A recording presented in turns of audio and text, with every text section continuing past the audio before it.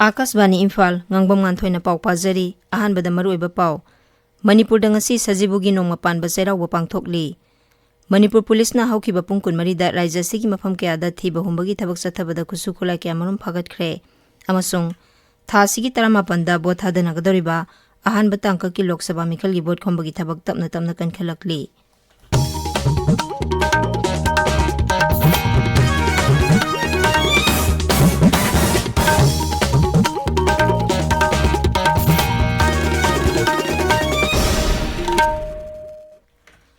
Manipur ngasi sajibugi nong mapan ba serau ba pangthokli numit asida miyamna kum amagi ana open singlai da katlaba matung thong thaktuna mathelu koi kya yum gi thonggan da lamlai da thadok nei imung manung amadi yumlon kairo nabasing ensang lana duna haraute amna saminai nungthil gi matamda miyamna manak nakpa sing da ka basanai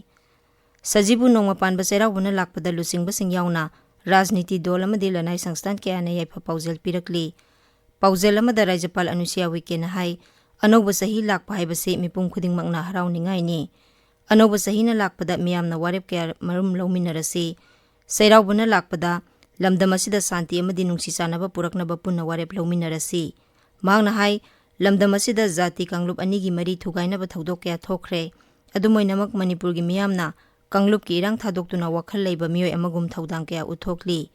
sajibu nong mapan bana lakpada Kenaba khudingma kauthokna duna afaba Manipur ama oinaba punna thabak tawminarasi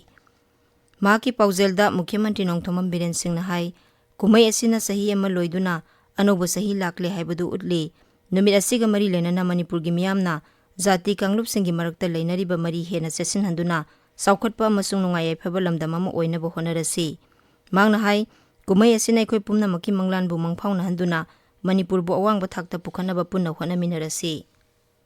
Maki paujelda Mahut Mantri Yumnam Khemsa na hai sajibu nong mapan ba serau bana lakpada lamdam asida nungai yaifaba wata padaba pinabiba oirasanu lamdam asida hena nungsi sanaba tangdu leitaba maratapa lamdam ama tungkoina oihanbiba sajibu nong mapan ba serau bana lakpada purakpa oirasanu haina isorgi mafamda thaunijari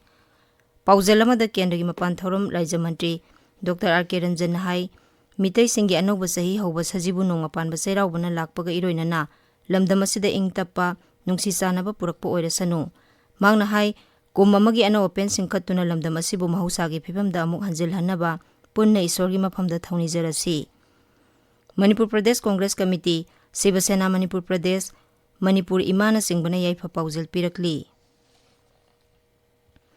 lakliba Lok Sabha mikhal asigi ahanba tangka ki mikhal naksilakpaga loinana mikhal gi campaign kana sathanari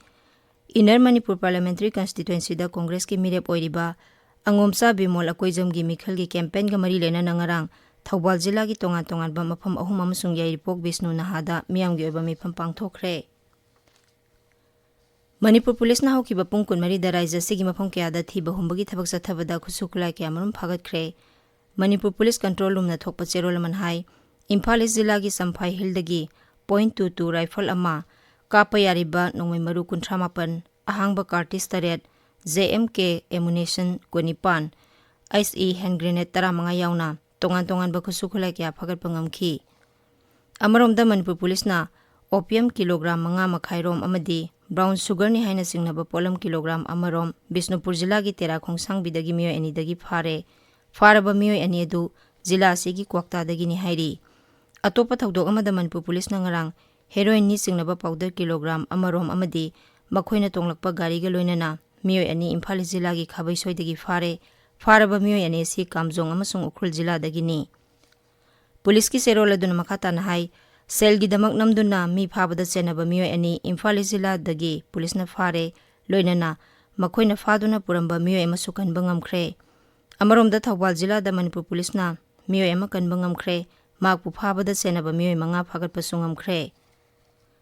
Kangla tongbi phawduna modbung changnana bo khonaramba miyoi amangarang security force na kanba ngamkhre police ki paun hai Imphal West jila gi Mantripur khidagi miyoi ase maki cycle da modbung tamna lakpani maduda kangla tongbi da leiba Assam Rifles BSF amadi Manipur Police ki kangbuna matam sana mahakpu kanba ngamkhibani tungda wahung pahung sathabada miyoi ase wakhal soiraba miyoi am oirambadagi Segmai Police Station da sinakre District Sports Association Sandel na sinduna Zila asida sepak takraw masana ngarang Chandelda hawdokre. Zila asigi Haibunglok Village Multipurpose Hallda ngarang masana si hawdokladuna Deputy Commissioner Mayanglambam Rajkumar hai sana khonabagi lamda mai paknabagi damak mahiroi-singbu Lairiba Sports Association Club Ozasing amadi miyamgi mateng tangai fade District Sports Association Chandel na honariba sigumna atai zila singda su honarabadi Manipurda afaba sanaroi hena puthokpa ngamgani hawdokpagi thoramda Chandel Police amadi Khoringmul Youth Club anina sepak takraw gi exhibition match amasu sanakhi Indian Red Cross Society Manipur State Branch ki tha amasum na sathagdaba World Red Cross Day thoram ngarangdagi Imphal da leba society asigi complex ta hawdokre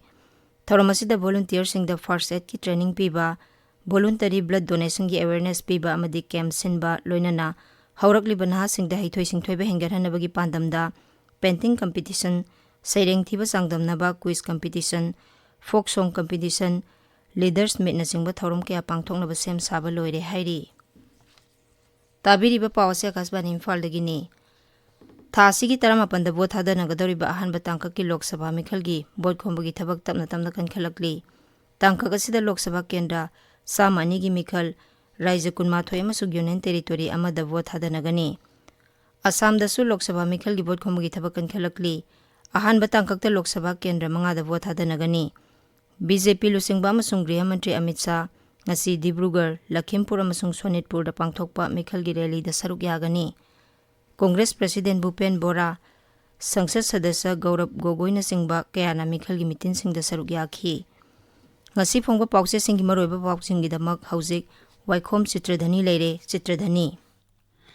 Thagachari Nganthoi Poknafamda Center na matam chana khut thingjinbadagi Manipur kanba ngamkhibani haina Narendra Modi na hairi haiba paw asina ahanba headline tawre. Sanga Express Manipuri edition da Tungi laibak lepkadaba mikhalni haiba Bimol Akoijamgi wafam ahanba headline tawri. Manipur Melda United Kingdom da Battle of Kanglatombi thorom pangthokre haina ani shuba headline tawri. Naharolgi thodangda outergi oina independent mirep Dr. Alishan Abonmaida MPP na saugatlagani haina ahanba lamaida phongli. HL Express da India da cancer nabagi chang ka hena wangle cancer capital of the world mingthon phangle haina ahanba lamaida phongli. Imphal Free Press da Manipur da ihan hanba oina Eurasian Liu hairiba uchek asi ubo fangle haina ahanba lamaida phongli sana leibakta BJP da bot thadau hairi haiba boot level officer sindokre haina ahanba lamaida phongli huyelan pauda lengai ki loisang kayana mikhalgi model code of conduct thugaiba thawong sing chathare haiduna Congress na wakat kre haiba paw sina ani shuba headline tawri Manipur News ta Kanglup ki irang manungda Maharashtra da pukhiba angang chani gi manungda yangkhai Manipur da purakre haina anchor kalam da phongli Sanga Express English edition da relief camp da leiriba miyamna mikhal asi aikhoida di karisu kanatre haiba gi matang da paw ma ahan balamai da phongli People's Chronicle da US ki scientist singna malem asida sabagi chang handhanaba changeng kaya tawkhre haina ahanba lamai da phongli Morning Bell da relief camp ta leiriba miyoi singna mikhal gi mamangda santi puraknaba asa tawri haina ahanba lamai da phongli Ganfu Mel da Manipur gi hingsa si BJP gi rajniti gi khenaba amari tokhaiba lehenba adugi mahaini haiba Jairam Ramesh ki wafam ahanba headline tawri Tamenglong Times da None jila da mai chang nai dabagi miyamna wakat kre haina ahanba lamai da phongli Hills Hornbill Express da awang nongpok Bharat ki lamdam singda nong chugani haina Met Department na haiba gi paw ma su phongli Nganthoi Thagatsari Chitradhani aroibada maroiba paw amuhanna Manipur da ngasi sajibugi nongma panba serauba pangthokli Manipur Police na haukiba pung kunmari da raija sigi mafam kaya da thiba humbagi thabak chathabada khusukula kya marum phagatle amasung tha sigi taramapan da vote hadanagadoriba ahanba tangkaki Lok Sabha mikhalgi vote khombagi thabak tapna kankhalakli paw loijare